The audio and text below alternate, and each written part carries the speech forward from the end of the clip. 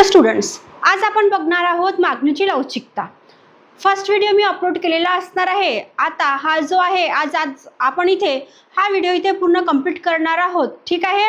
तर जरा जास्त वेळ न घालवता आज आपण आपल्या थर्ड चॅप्टरला म्हणजे मागणीची लवचिकता कशी होते हे आपण आज बघणार आहोत। कारण यामध्ये खूप सारे ड्राफ्ट्स दिलेले असणार आहे, सगळं डोक्याच्या वरून जातं हे मला कळतं, पण तरी पण आपल्याला मागणीची लवचिकता काय आहे हे शिकावंच लागणार आहे, ठीक आहे। जर तुम्ही माझे पहिलेचे व्हिडिओ नसेल बघितले तर पहिले बघून घ्या, कारण मी 3 चॅप्टर इथे पूर्ण कव्हर केलेला असणार आहे। आता हा व्हिडिओ असणार आहे थर्ड चॅप्टरचा, तर हा आज पूर्ण कंप्लीट होणार आहे। उद्यापासून आपण काय करणार आहोत, पुरवठा विश्लेषण काय असते हे आपण उद्यापासून शिकणार आहोत, ठीक आहे। तर चला जास्त वेळ न घालवता आज आपण आपल्या व्हिडिओला सुरुवात करूया। कालचा जो व्हिडिओ होता हा मागणीची लवचिकतेवरती होता, तो फर्स्ट जो पॉइंट आहे मी पूर्ण कंप्लीट केलेला असणार आहे। हा जो आहे त्यामधलाच काही पार्ट राहिलेला होता तेच असणार आहे। तर चला बघूया। आता ते म्हणतात की मागणीचा वापर करताना खालील मुद्दे लक्षात ठेवणे गरजेचे आहे। आपण मागणीची जेव्हा विश्लेषण बघितलं, आपण बघितलं की त्यामध्ये व्यस्त संबंध असते, ठीक आहे। नंतर डॉक्टर कोण आलेले आहे, मार्शल आलेले आहे। मार्शलनी सांगितलंय मागणीची लवचिकता, ते म्हणतात की नाही, काही नियम असतात की नियम कुठेही लागू होतं असं आहे का, नाही, परिस्थितीनुसार काळानुसार तेही काय होते, चेंज होत असते। आणि म्हणूनच डॉक्टर मार्शल यांनी मागणीची लवचिकतेवरती किती प्रकार सांगितलेले आहे तेही आपण आता बघितलेलं आहे। आता ते म्हणतात की या पद्धतीचा वापर करताना खालील मुद्दे हेही लक्षात ठेवणं आपल्याला गरजेचं असणार आहे। तर फर्स्ट असणार आहे आपली मागणीच्या लवचिकतेचे मूल्य। हे कसे असतात म्हणते तर हे ऋणात्मक असते आणि मागणी वक्र हा ऋणात्मक असतो, पण सुसूत्रता येण्यासाठी ऋणात्मक चिन्हाकडे आपण दुर्लक्ष करतो, ठीक आहे। आता मग बघा, ऋणात्मक जे पहिले आपण बघितलं की 3 त्यांनी आपल्याला प्रकार सांगितले होते, एक धनात्मक, एक ऋणात्मक, तिसरं काय होतं, शून्य, ठीक आहे, शून्यत्व। पण ते म्हणतात की जेव्हा आपण ऋणात्मकतेकडे जातो त्याच्यामध्ये पण सुसूत्रता दिलेली असते, पण आपण त्याला काय करतो, इग्नोर करून देत असतो। तर याचा उपयोग आपल्याला कसा होणार आहे असंच आपण ठरवत असतो। पण ते म्हणतात की ऋणात्मकतेला इग्नोर करून चालत नाही, तेही सगळ्यात मोठा बेनिफिट असू शकते मागणीच्या लवचिकतेवरती। आणि म्हणूनच ते म्हणतात की जेव्हाही सुसूत्रता येण्यासाठी आपल्या ऋणात्मक चिन्हाकडे पण आपण काय करतो, आपण दुर्लक्ष करतो, पण हे करून चालत नाही, कारण मागणीच्या नियमाचे मूल्य हे ऋणात्मकच इथे आपल्याला ऋणात्मकतेच्या दृष्टिकोनाने पण पाहावं लागत असते। आलं लक्षामध्ये। सेकंड असणार आहे मागणीची लवचिकता ही केवळ संख्येत असते। वस्तूची किंमत व त्याची संख्या मोजण्यासाठी ती कोणत्याही मापनावर अवलंबून नसते। ती काय म्हणते, मापनावर अवलंबून नसते। जसं 1 किलो म्हटलं, 2 किलो म्हटलं असं नसते, ते संख्यावरही आधारित असते। आपण 1 नग घेतो, आपण जेव्हा केळी घेत असतो, ठीक आहे, बनाना जेव्हा घेत असतो तर आपण त्याला मापत असतो का, मेजरमेंट करत असतो का, नाही, तर त्याला आपण संख्याच्या दृष्टिकोनाने त्याला काय करतो, कन्सिडर करत असतो। मला जर 1 डझन जर केळं पाहिजे नसेल तर आपण किती, मार्केटवाला आपल्याला किती देतो, दुकानदार, तो काय करतो 12, 1 डझन म्हटलं ते 12 येणार, 2 डझन म्हटलं तर काय होणार आहे, डबल येणार, म्हणजे 24 केळं आपल्याला मिळणार आहे। मग आपण जेव्हा अंडी पण विकत घ्यायला जातो तर आपण मापतो का त्याला, मला 1 किलो अंडी दे, 2 किलो अंडी दे, 4 किलो अंडी दे असं म्हणतो का, नाही, तेही काय करते, डझननीच आपल्याला अंडी देत असते।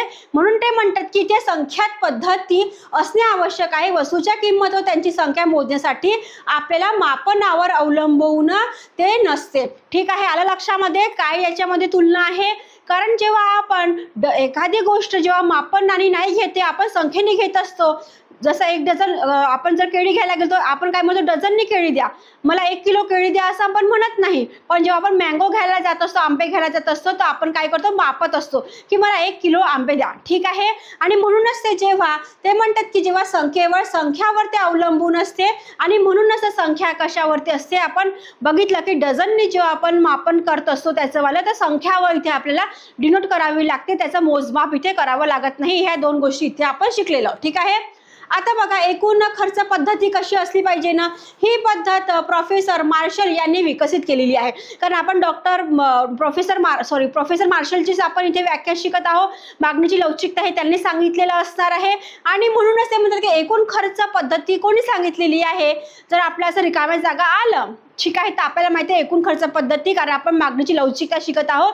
तिथे आपल्याला एकच इथं अर्थशास्त्रज्ञ इथे आपल्याला पाहायला मिळत आहे, ते आहे आपले मार्शल. ठीक आहे. त्यांनीच हे विकसित केलेली आहे. मूळ किमतीला वस्तूवर येणारा खर्च व बदललेल्या किमतीला होणारा खर्च त्याची तुलना करून मागणीची लवचिकता मोजता येते. म्हणून एकूण खर्च म्हणजे काय, तर मागणी, किंमत व मागणी याचा काय असते, गुणाकार होय. काय आहे, विकास जेव्हा डेव्हलपमेंट त्यांनी केलेला आहे, या एकूण खर्च पद्धतीचा विकास जेव्हा त्यांनी मूळ संकल्पना मांडलेली आहे, तर ते म्हणतात की एकूण खर्च म्हणजे काय, जे टोटल ऑफ जर आपण आपले इन्कम काढली तर आपण त्याला कसं डिनोट करून, कसं आपण म्हटलं की 10,000 माझा पेमेंट आहे असं जर आपण कन्सिडर केलं, तर आपण काय करू, 10,000तून मला या वस्तूसाठी मला 1,000 लागले, त्या वस्तूसाठी मला 2,000 लागले, मग आपण 10,000मधून मायनस करून म्हणजे 3,000 रुपये असेच गेले, 7,000 रुपये राहिले. ठीक आहे. म्हणून ते म्हणतात की किंमत आणि मागणी याचा जेव्हा गुणाकार होणार आहे तेव्हाच काय असणार आहे, एकूण खर्च पद्धती ही काय असणार आहे, निघणार आहे. आणि म्हणूनच एकूण खर्च पद्धती कशाने डिनोट केली जाते, तर किंमत गुणिले काय असणार आहे, मागणी असणार आहे. किंमत, त्या वस्तूची किंमत किती आहे आणि त्याची मागणी काय आहे, याला कशाने करणार आपण, गुणाकाराच्या रूपाने आपण इथे करणार आहोत. आणि म्हणूनच एकूण खर्च पद्धती ही जे प्रोफेसर मार्शल यांनी जेव्हा केलेली आहे, तेव्हा त्यांनी एकूण खर्च बरोबर किंमत मल्टिप्लाइड बाय मागणी इथे केलेली असणार आहे. तर चला आता मार्शल यांचे खालीलप्रमाणे ही जी संकल्पना त्यांनी सांगितलेली असणार आहे, ते म्हणतात की जास्त लवचिक मागणी. ठीक आहे. पहिलं काय असणार आहे, जास्त लवचिक मागणी. आता जास्त लवचिक मागणी कशी असणार आहे, ते म्हणतात की जेव्हा वस्तूच्या किमतीतील बदलामुळे एकूण खर्चात जेव्हा वाढ होतो तेव्हा ती जास्त लवचिक मागणी असणार आहे. म्हणजे काय, तर जेव्हा वस्तूच्या किमतीतील बदलामुळे एकूण खर्चामध्ये जेव्हा वाढ होते, आपल्याला तर माहित नाही वस्तूची किंमत काय असते, कधी कमी होते कधी जास्त होते, पण त्यांनी काय म्हटले, पण एकूण खर्चात वाढ होते. काय म्हटलं, एकूण खर्चात जर वाढ झाली, जसं आता आपण बघितलं, आता सिलेंडरचं 950च्या दरामध्ये एक सिलेंडर आपल्याला मिळत आहे, ब्लॅकमध्ये घ्यायला जाणं तर त्याच्या पण वरती होणार आहे.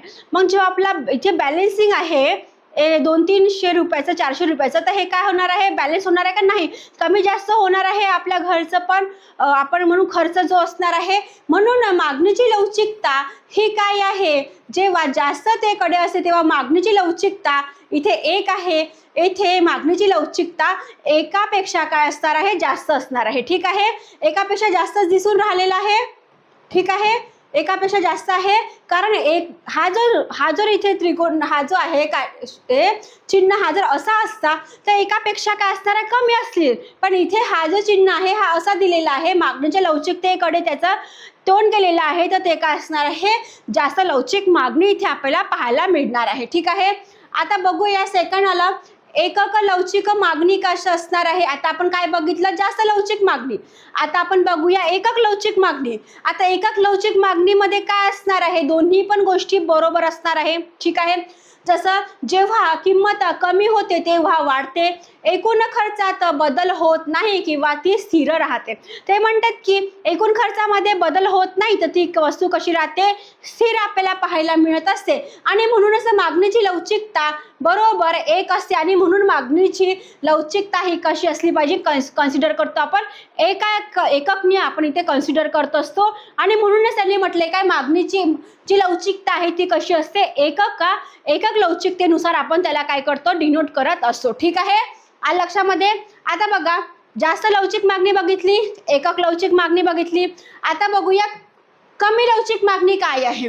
आता ही जी कमी लवचिक मागणी आहे, जेव्हा वस्तूच्या किमतीतील बदलामुळे एकूण खर्चात काय होत आहे, घट होत आहे. जेव्हा आपण टोटल इन्कम जेव्हा आपण काढत असतो त्याच्यामध्ये काय होत आहे, घट होत असताना आपल्याला जेव्हा दिसत असते तेव्हा ती कमी लवचिक मागणी असते. ठीक आहे. जेव्हा ती काय असते, कमी लवचिक मागणी इथे आपल्याला पाहायला मिळत आहे. म्हणून मागणीची ही जी लवचिकता आहे ही जे याचा जर आपण म्हणू की तोंड कोणाकडे आहे, एककडे आहे, म्हणजे 1 संख्या नंबरकडे असणार आहे. आणि म्हणूनच मागणीची लवचिकता एकापेक्षा कमी असते. त्याप्रमाणे आपल्याला हे स्पष्टीकरण आपल्याला तक्त्यानुसार एकूण खर्च पद्धती कशी असते हे आता आपण बघणार आहोत. ठीक आहे. आज आपण मागणीच्या लवचिकतेबद्दल जी पद्धती आहे हे इथे आपण शिकलेलो आहोत. कारण जास्त लवचिक मागणी, एकक लवचिक मागणी आणि कमी लवचिक मागणी या 3 भागामध्ये त्याने विभागणी केलेली असणार आहे. हे 3च पार्ट इथे आपल्याला पाहायला मिळालेले असणार आहे. ठीक आहे, जास्त डोक्याच्या वरती नाही आहे. व्यवस्थित समजून तुम्ही घेतलं, 3-4 वेळा व्हिडिओ बघितला तर तुम्हाला बरोबर कळणार आहे. आता बघा इथे किंमत दिलेली आहे, इथे मागणीचे नग दिलेले आहे, एकूण खर्च आणि मागणीची लवचिकता किती असते. आता इथे आणि म्हणजे आपण जे बघितलं एक, ठीक आहे, जास्त एकक आणि त्याच्यानंतर कमी बघितली तेच इथे दिलेली असणार आहे.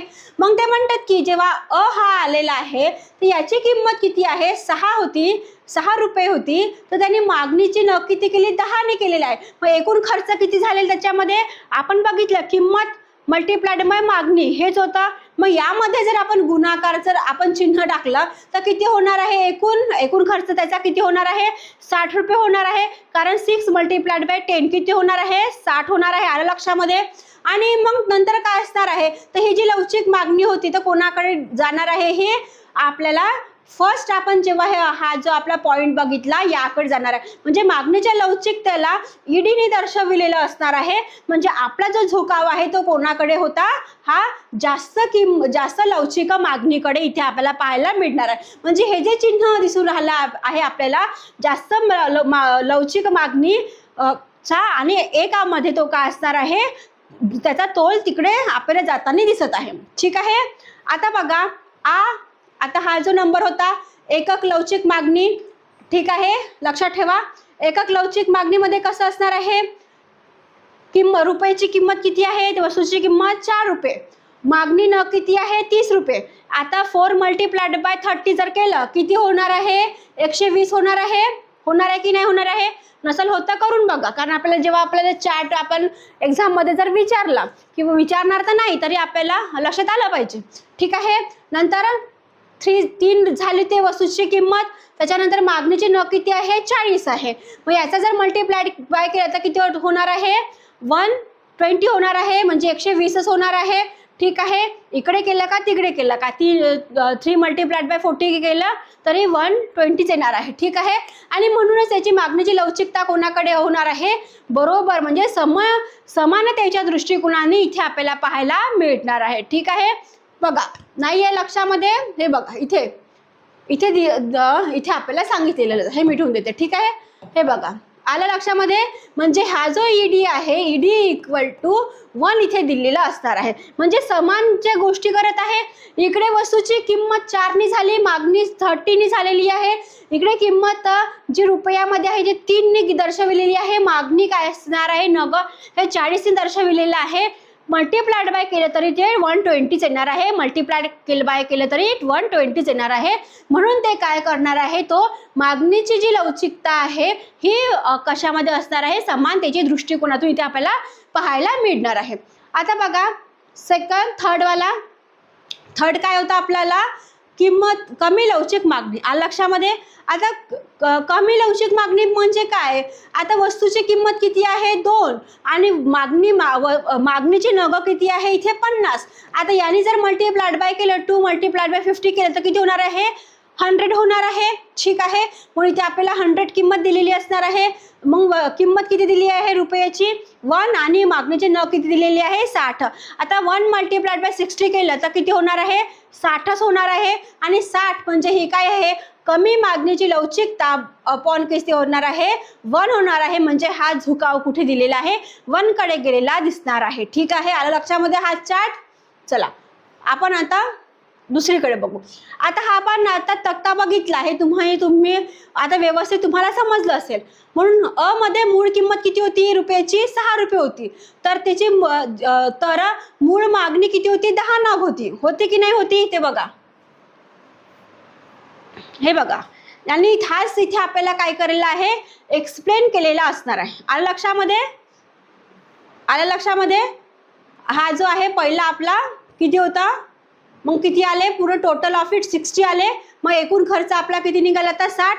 जेव्हा किंमत 50 रुपयांनी घटते तेव्हा ती कळते 20 नगापर्यंत पोहोचते. मग ते काय होतात 100 होतात एकूण.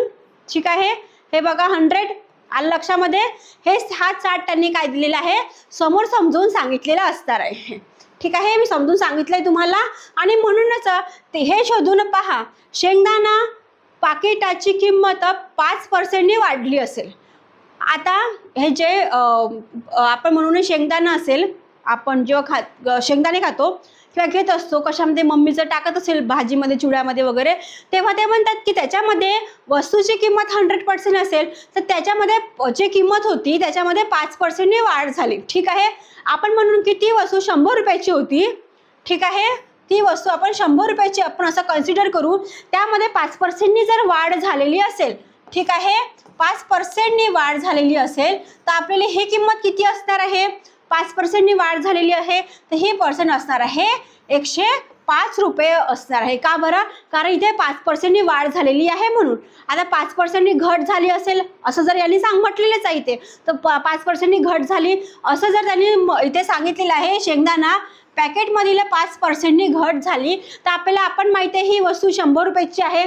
घट झाली म्हणजे ती वस्तू कितीची राहणार आहे? 95ची राहणार आहे. कारण 5 त्यांनी काय केलेलं आहे? मायनस केलेलं आहे, म्हणजे घट करून सांगितलेलं असणार आहे. तर शेंगदाणा पॅकेटच्या मागणीची लवचिकता किती असणार आहे तुम्हाला इथे सांगायचं असणार आहे. ठीक आहे. आलं लक्षामध्ये? पॅकेट आहे शेंगदाण्याचं, तुम्ही दुकानदारमध्ये गेले त्यांनी म्हटलं की 5%नी वाढ झालेली आहे तर ते कशाची किती वस्तू होणार आहे? 5%नी वाढ करून बघा आणि तीच वस्तू जर घट झाली असेल तर ती वस्तूची किंमत 5%नी घट करून बघा. ठीक आहे. आपण कन्सिडर करून 100 आहे, पर्सेंटेजनी वाढ झाली आहे म्हणून आपण 5 याच्यामध्ये प्लस करूया आणि घट झाली आहे म्हणून काय करूया आपण 5%नी ते मायनस करूया. ठीक आहे. लक्षामध्ये मग आपल्याला 105 मिळालेले आहे, घटमध्ये किती मिळालेले आपल्याला 95 इथे मिळालेले असणार आहे. ठीक आहे. लक्षामध्ये? आता बघा समोर, कारण हा पॉईंट आपण इथे आज आपण पूर्ण करणार आहोत. पुढच्या व्हिडिओ लेक्चरमध्ये आपल्याला पुरवठ्याचा नियम कसा असतो हे इथे आपल्याला बघावं लागणार आहे. ठीक आहे. चला, आता ते म्हणतात की तिसरा आहे बिंदू पद्धत किंवा त्याला आपण भूमिती पद्धतही म्हणून आपण इथे बघत असतो. बिंदू पद्धत किंवा भूमी पद्धत काय आहे तर प्रोफेसर मार्शल यांनी काय म्हणतात की मागणीची जी लवचिकता मोजण्याची आणखीन एक पद्धत विकसित झालेली आहे. आता आपण तर 2 पद्धती बघितलेल्याच आहे. आता त्यांनी काय सांगितले? बिंदू पद्धती किंवा भूमितीय पद्धती हाही त्यांनी काय केलेलं आहे? त्यांची मागणीची लवचिकता मोजण्याची ही एक विकसित त्यांनी केलेली पद्धत असणार आहे. मग ते म्हणतात की बिंदू पद्धत किंवा भूमितीय पद्धती हे काय आहे तर ते म्हणतात की कारण गुणोत्तर पद्धत आणि एकूण खर्च पद्धत आपण मागणी वक्रावरील एखाद्या बिंदूची लवचिकता मोजू शकत नाही. आता कारण गुणोत्तर पद्धत आणि एकूण जेव्हा खर्च आलेला आहे तेव्हा तो मागणी वक्र आपण वक्र बघितलेलेच आहे तर आपण त्याला बिंदूची लवचिकता म्हणूनच मोजू शकतो का? ते म्हणतात नाही, असं काही नाही आहे, आपण त्या बिंदूने आपण मोजू शकत नाही. तर ते म्हणतात की या सूत्राच्या सहाय्याने मागणी वक्र, रेषीय मागणी वक्र आणि वक्राकार मागणी वक्र बिंदूशी लवचिकता मोजता येते. म्हणजे 2 पद्धतीनुसार ते मोजता येणार आहे. एक असणार रेखीय मागणी वक्र असणार आहे आणि दुसरं असणार आहे आपला वक्राकार मागणी वक्र असणार आहे. लक्षामध्ये? मग आता हे पद्धती, या 2 पद्धती काय आहे हे आता आपण इथे बघणार आहोत. चला, आता बिंदूची मागणी किंवा भूमितीय मागणीची लवचिकता त्यांनी हे जे नियम आपण म्हणू की मागणी लवचिकता हे त्यांनी विकसित केलेला असणार आहे. मग ते म्हणतात की मागणी वक्रातील बिंदूपासूनचे खालचे अंतर किती आणि मागणी वक्रातील बिंदूपासूनचे वरचे अंतर किती हे दोन्हीही पद्धतीने आपल्याला इथे मोजावं लागणार आहे. तर पहिले त्यांनी सांगितलेलं होतं की रेखीय मागणी वक्र सांगितला. ठीक आहे.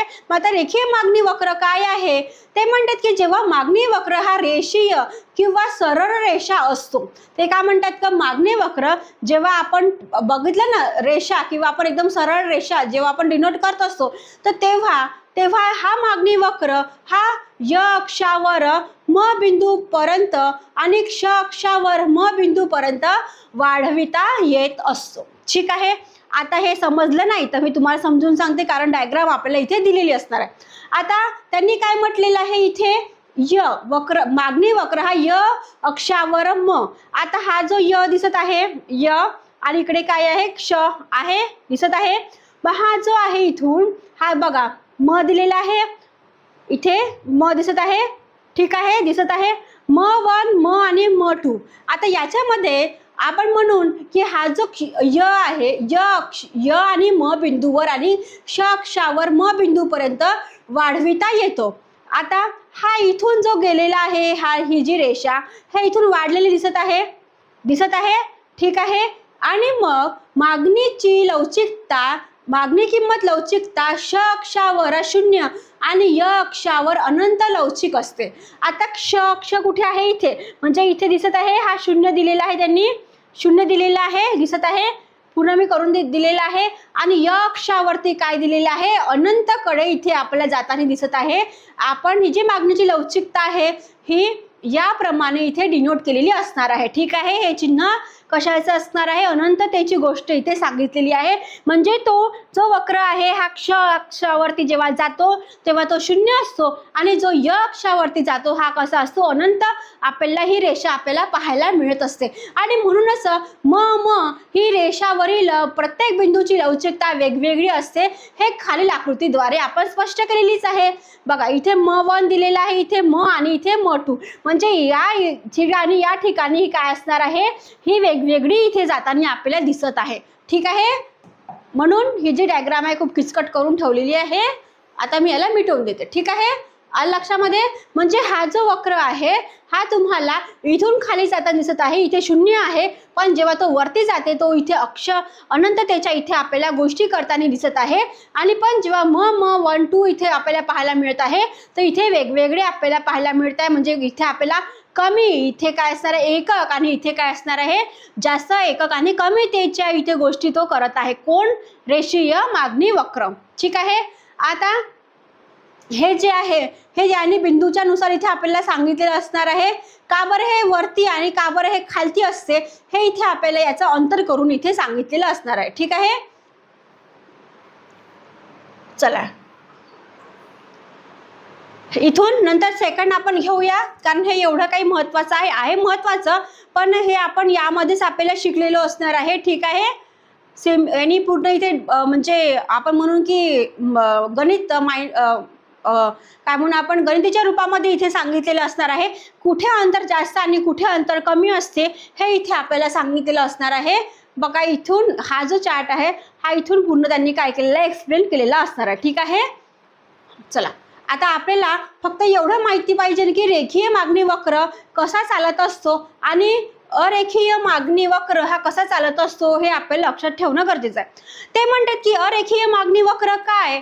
तर जेव्हा मागणी वक्र हा अरेखीय स्वरूपाचा असतो तेव्हा मागणीची किंमत लवचिकता मोजण्यासाठी दिलेल्या बिंदूला तो स्पर्श करणारी ब आणि अ आणि ब ही स्पर्श रेषा वाढावी लागते.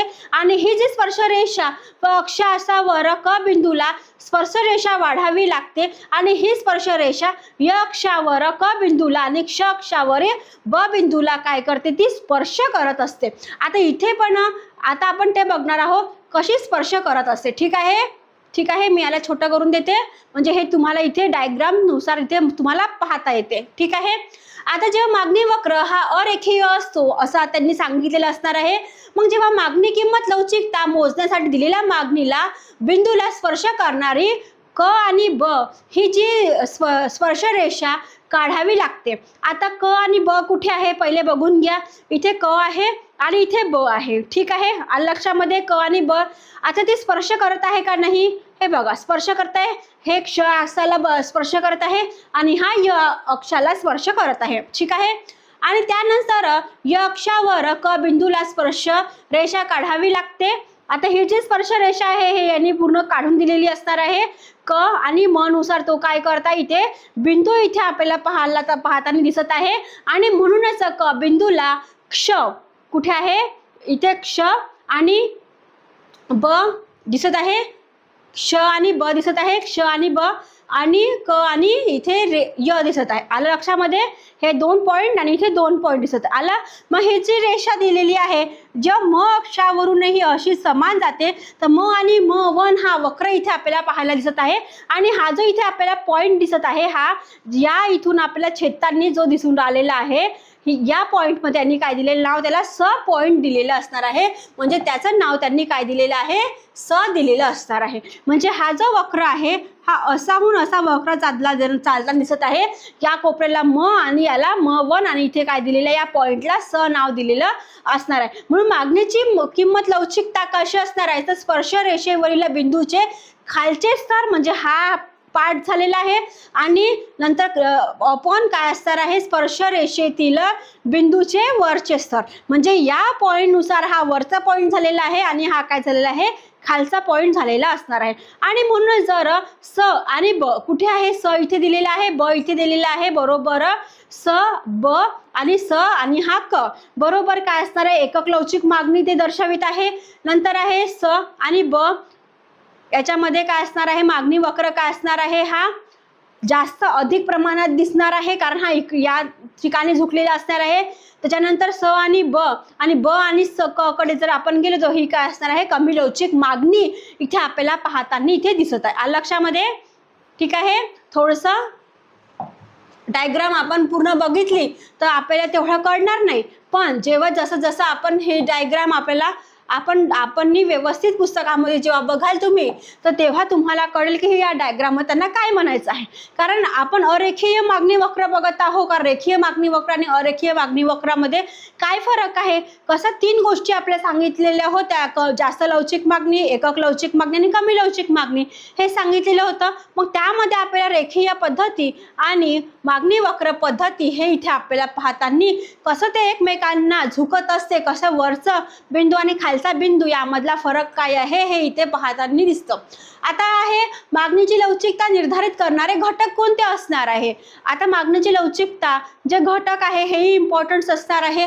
मग ते म्हणतात की या वस्तू अनेक घटकांवरती हे अवलंबून असतात, असं नाही की एकाच घटकांवरती अवलंबून आहे, तर ते अनेक घटकांवरती अवलंबून असतात.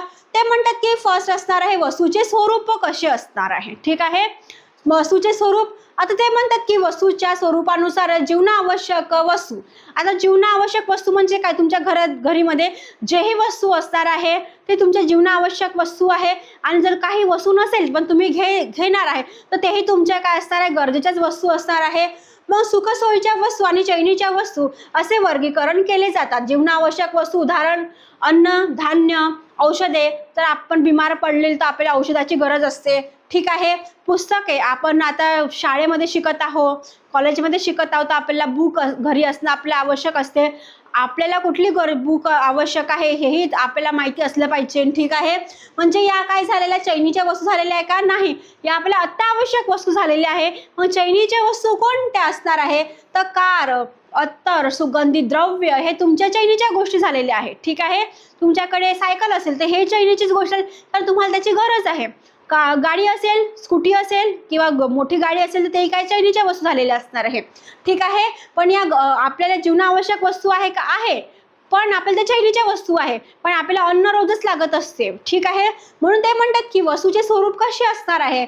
फर्निचर झालं, तुमची गाडी झाली, हे चैनीच्या वस्तू असणार आहे. पण तुमची बुक झालं, पुस्तक झालं, अन्न झालं, तुमच्या औषधी झालं, या काय असतात, जीवनावश्यक वस्तू आहे. ठीक आहे, लक्षामध्ये पहिलं काय आहे, वस्तूचे स्वरूप कसे असले पाहिजे मागणीचे, तर पहिले वस्तूचे स्वरूप असलं पाहिजे. सेकंड असणार आहे पर्यायी वस्तूची उपलब्धता पण इथे आवश्यक असणार आहे.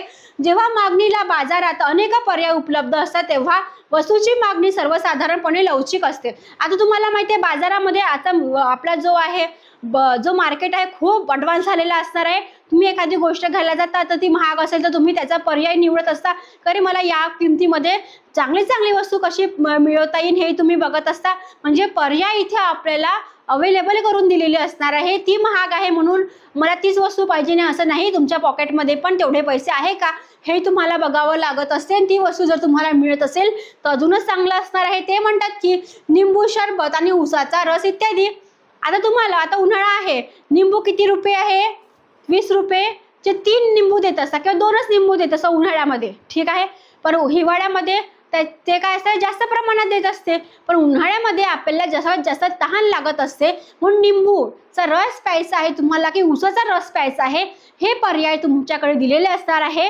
आणि हे पर्याय तुमच्याकडे आहे हे मार्केटमध्ये गेल्यावर तुम्हाला मिळत असते. ठीक आहे, निंबू तुम्ही मार्केटमधून घेऊन याल, तुम्ही घरी त्याचा रस कराल आणि प्याल. पण उसाचा रस जेव्हा प्यायला जात असता तर तुम्हाला पर्याय असेल, तुम्ही उसाचा रस पिणार आहे की निंबूचा सरबत पिणार आहे. ठीक आहे, म्हणजे मार्केटमध्ये गेल्यावर तुम्हाला हेही गोष्टी इथे पर्यायी वस्तूची आवश्यकता पण इथे आपल्याला पाहायला मिळते. आणि उदाहरणार्थ मीठ, तर अशा वस्तूची मागणी अलौकिक असते. हे लवचिक आहे का? नाही, अलौकिक मागणी आहे मिठाचं. नंतर आहे वस्तूचे अनेक उपाय कसे असतात. आता बघा, वस्तूला अनेक उपाय असतात. ठीक आहे, तर अनेक उपाय कसं, तर एकाच उपयोगासाठी असणाऱ्या वस्तूची लवचिकता कमी लवचिक असते आणि विविध उपयोगी वस्तूची मागणी काय असते, जास्त असते. जसं आपण म्हणलो की कोळसा आणि वीज. आता बघा, कोळसा जास्त प्रमाणात हे भट्टीमध्ये पाहायला मिळते, पण वीज ही तर आपल्या घरी असतेच. जर एखाद्या वेळेस जर लाईट गेली तर तुम्ही काय करता, हा करत असतात. का बरं? तर आता उन्हाळा लागलेला आहे, सगळ्यांच्या घरी कूलर आहे आणि इलेक्ट्रिसिटीच नसेल तर मग काय होणार आहे. म्हणून आपण काय करतो, आपल्या घरी कूलर वगैरे AC सगळंच लावत असतो. म्हणून ते मस्त वस्तूचे अनेक उपयोग पण इथे आपल्याला पाहायला मिळत आहे. कोळसा कोळशाचं काम करते आणि वीज इलेक्ट्रिसिटीचंही काम करत असते. आता चौथा आहे व्यसनाच्या वस्तू.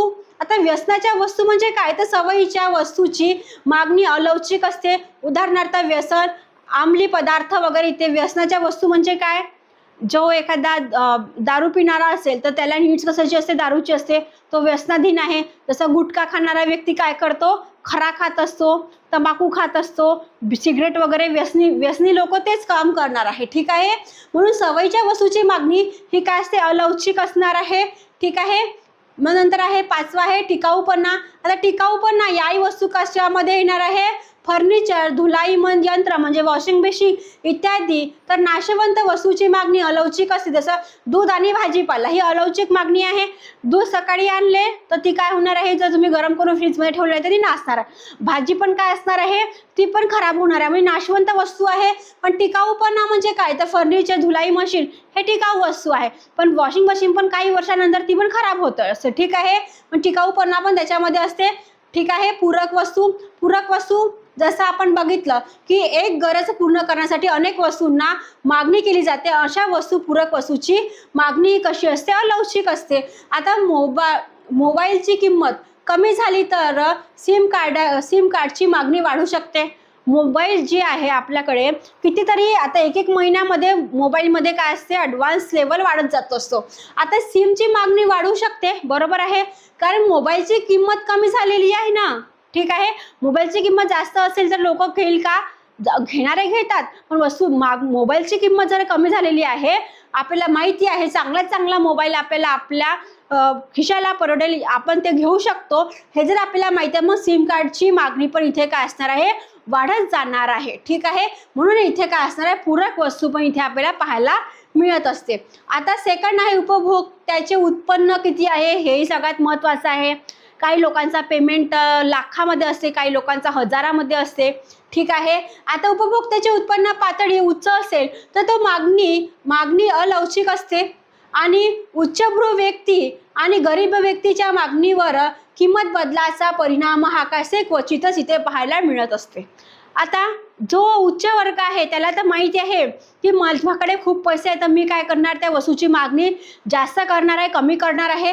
पण जो गरीब व्यक्ती असणार आहे, जो गरीब तबक्यातील व्यक्ती असणार आहे, त्याच्या किमतीवरती मागणीचा बदलाचा इथे परिणाम आपल्याला क्वचितच पाहायला मिळत असते. कारण तो हाय लेवलची वस्तू घेणार नाही. आपल्यालाही माहिती असते माझ्या बजेटमध्ये ती वस्तू नाही आहे, म्हणून तो काय करेल, पर्यायी वस्तूचा इथे अवलंब करणार आहे. हेही त्याला उपभोक्त्याचे उत्पन्न किती आहे त्याच्यावरती अवलंबून असणार आहे.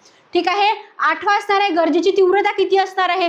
एखाद्या वस्तूची नीड्स आपल्याला एवढी असते की ती वस्तू आपल्याकडे पाहिजे नसते. ठीक आहे, जसं कोरोना काळामध्ये सगळेजण घरी बसले होते तर मोबाईलमध्ये काय करत होते, शिक्षक लोक शिकवत होते, तर त्याला तेव्हा त्या वस्तूची गरज काय होती, खूप तीव्र प्रमाणात होती. तर मोबाईल मुलांकडे असणं, शिक्षण त्याच्यावरतीच निर्भर होतं. ठीक आहे, म्हणून त्याची तीव्रता तेवढी जास्त, तेवढी त्याची नीड्स जास्त. मग वस्तूची तीव्रता किती जास्त प्रमाणात आहे ते काळानुसार, परिस्थितीनुसार ठरवत असते. आणि म्हणूनच ज्या वस्तूची गरज अधिक तीव्र असते त्या वस्तूची मागणी कमी लवचिक असते. उदाहरणार्थ औषधी, ज्या वस्तूची गरज कमी तीव्र असते त्या वस्तूची मागणी जास्त लवचिक असते, जसं मोटार गाडी. ठीक आहे, मोटार गाडी म्हणजे स्कूटर वगैरे हे. नंतर आहे कालावधी किती आहे? सामान्यपणे असे सांगता येईल की हे जे कालावधी आहे, टाइम पिरियड आहे, हा लॉंग टर्म आहे की शॉर्ट टर्म आहे, हेही आपल्याला यामध्ये आपल्याला पाहायला मिळणार आहे. ते म्हणतात की जेवढा अधिक तेवढी मागणीची किंमत लवचिकता अधिक असते. बघा, आपल्याला जी कालावधी आपण इकॉनॉमिक्समध्ये शिकत असतो ती शॉर्ट टर्म, लॉंग टर्म, काही दिवसासाठी, काही महिन्यासाठी, काही हप्त्यासाठी अशा रूपाने पण ठरवत असतो.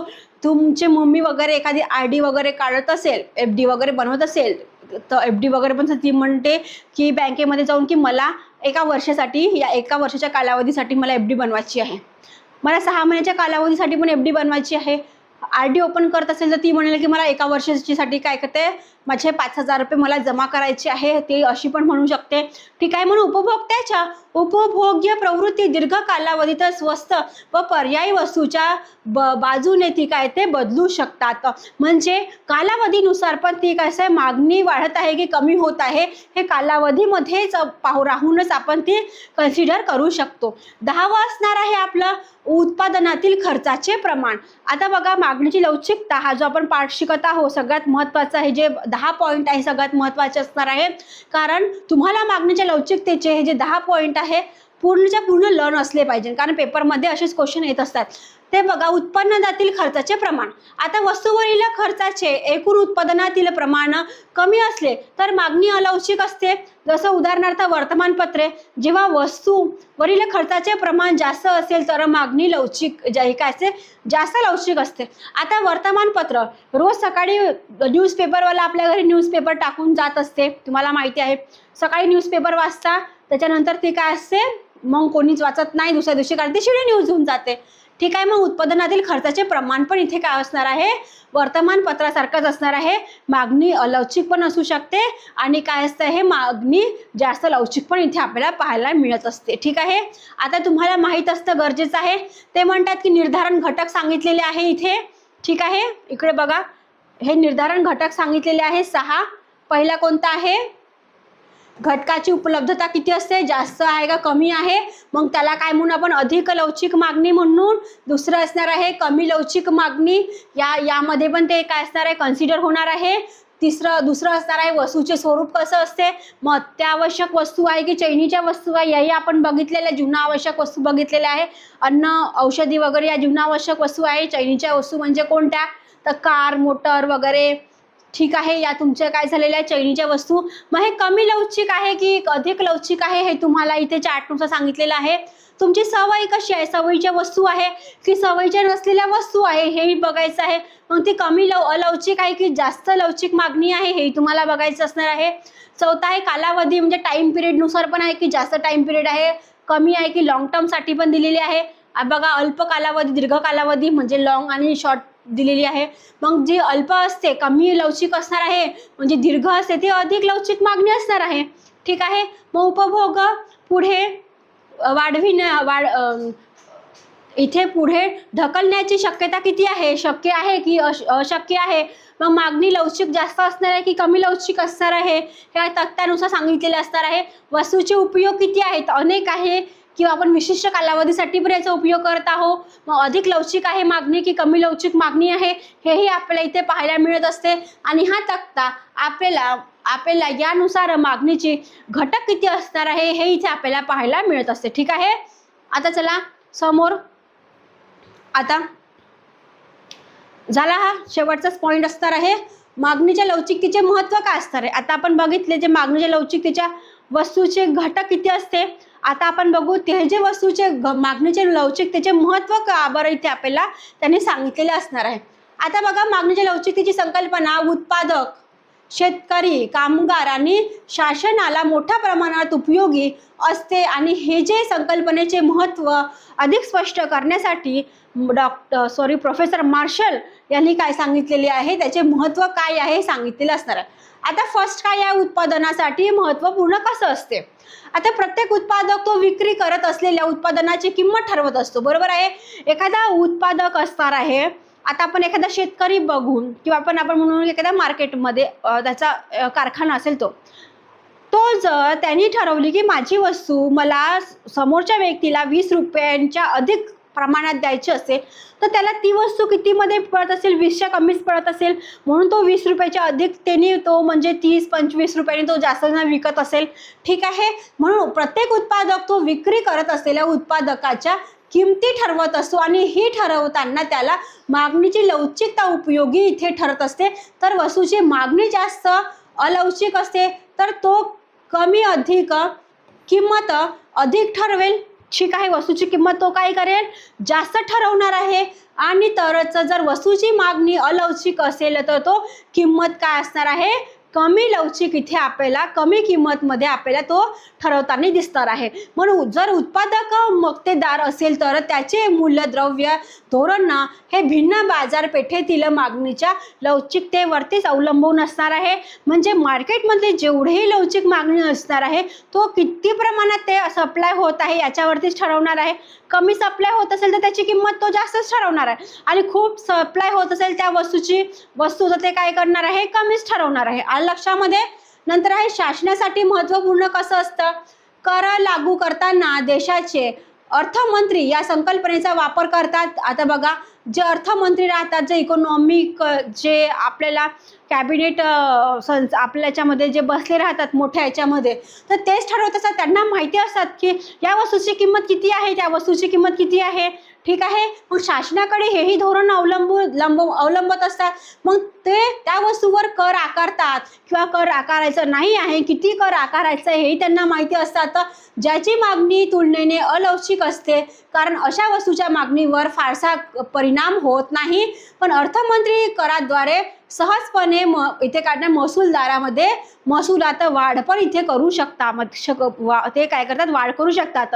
त्यांना माहिती राहते, त्यांचा जेवढा अभ्यास राहते की कोणती वस्तू आपल्या जास्त करमध्ये लोकांपर्यंत द्यायची आहे आणि कोणत्या वस्तूची कमी करामध्ये, कारण ती गरज लोकांना जास्त असते तर कमी कर लावत असते. जसं आता लक्झरी कार वगैरे आपल्या चैनीच्या ज्या वस्तू असते त्याला जास्त कर लावत असते, पण जे आपल्याला जीवनावश्यक वस्तू असते त्याच्यामध्ये कमी कर लावत असते, हे तुम्हाला माहिती आहे.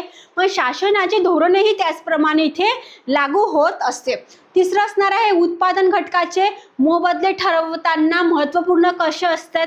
आता मागणीच्या लवचिकतेची संकल्पना उत्पादन घटकाच्या किमती ठरविण्यासाठी उपयुक्त असतात.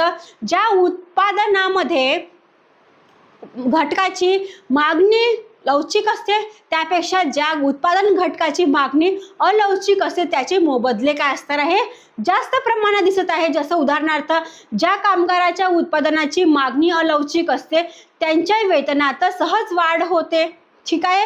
जसं आता एखादा कामगार असेल, त्याला कुठल्या गोष्टीचं नॉलेज नसते तर तो कमी पैशामध्ये काम करणार आहे, पण जसं त्याचा अनुभव डेव्हलप होत जातं त्याला माहिती असते की ही वस्तू केल्याने असं होणार आहे तर त्याची जी मेंटॅलिटी आहे ती वाढत जाणार आहे. मग तो थोडशाच पैशामध्ये काम करणार आहे का, नाही, कारण तेव्हा त्याला अनुभव नव्हता तर तो कमी पैशामध्ये कमी मोबदल्यामध्ये तो काम करत होता. पण आता त्याची काय झालं, इफिशियन्सी वाढलेली आहे, त्याचा अनुभव वाढलेला आहे. अनुभव वाढला म्हणून त्याचं जे तो काय असणार आहे त्याच्या वेतनमध्ये काय असणार, सहजच वाढ होणार आहे. जर तो 10,000मध्ये काम करत असेल मग त्याचं वेतन कमी होणार आहे का, 10,000चे नाही तर 10,000पेक्षा जास्त पेमेंट याचा होणार आहे. म्हणून ते म्हणतात की ज्या कामगाराच्या उत्पादनाची मागणी ही अलवचिक आहे त्यांच्या वेतनात सहज वाढ होणार आहे. तर असे कारागीर मिळत नाही ना. अनुभवाचे जे बोलतो आपण की मला एवढा अनुभव आहे, तेव्हाच ते म्हणतात की माझा पेमेंट वाढून द्या. बरोबर आहे. जर त्याला अनुभवच नसेल तर तो म्हणणार आहे का, तो तेवढ्यापुरती शांत राहील, पण तो काय म्हणेल समोर जाऊन तो म्हणणारच आहे की माझा पेमेंट वाढून द्या. मग अलवचिक मागणीच्या वेतनामध्ये पण तो काय ते सहज त्याची वाढ इथे होत असणार आहे.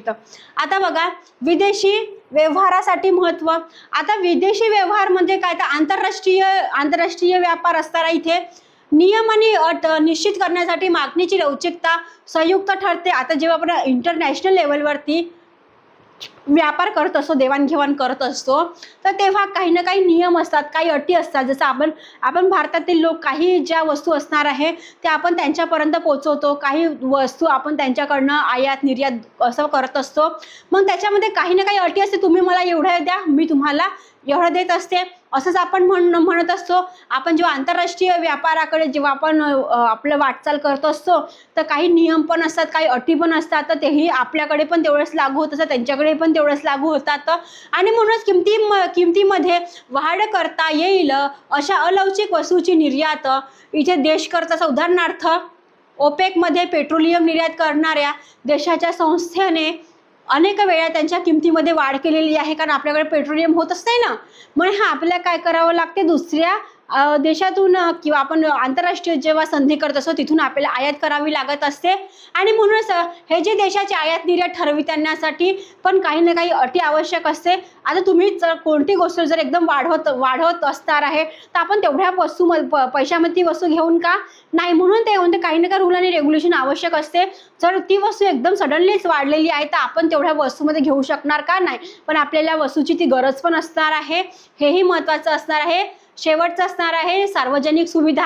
आता सार्वजनिक सुविधा म्हणजे काय, तर रेल्वे सारख्या अलवचिक मागणी असणाऱ्या सार्वजनिक सुविधांच्या बाबतीत उपभोक्त्याचे शोषण टाळण्यासाठी आणि सरकार एकतर अनुदान देते किंवा त्यांचे काय करते, राष्ट्रीयकरण पण करत असते. ठीक आहे. आज सार्वजनिक सेवा, रेल्वे झालं, बस झालं, हे सार्वजनिक सेवा आहे आणि याच्यासाठी ते सरकार काय करते ना, अनुदान पण देत असते, फंड पण देत असते आणि महत्त्वाचं म्हणजे राष्ट्रीयकरण पण इथे केलेलं असणार आहे. ठीक आहे. आता इथे आपण मागणीची लवचिकता इथे पूर्ण आपल्याला संपलेलं असणार आहे. पुढच्या व्हिडिओमध्ये आपण पुरवठा काय आहे, पुरवठ्याचे विश्लेषण कशा प्रकारे केले जाते हे आपण पुढच्या व्हिडिओ लेक्चरमध्ये बघणार आहोत.